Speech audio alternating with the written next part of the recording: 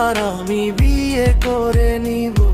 আগে জিজ্ঞেস করলে আমার বলার মতো কিছু ছিল না।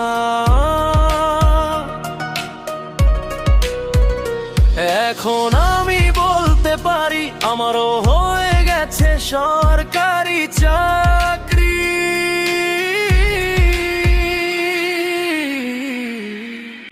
পাবো আমি বেতন, ফর্ম দিয়েছি জমা,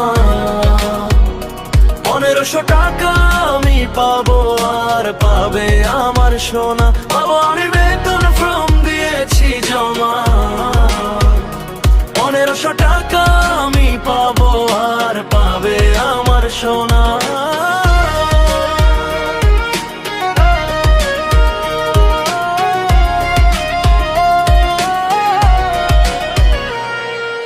সংসারেতে থাকবে না কো দুঃখ অন্টন, কি বুঝলে কাকু এবার আর তো কোন সমস্যা নাই।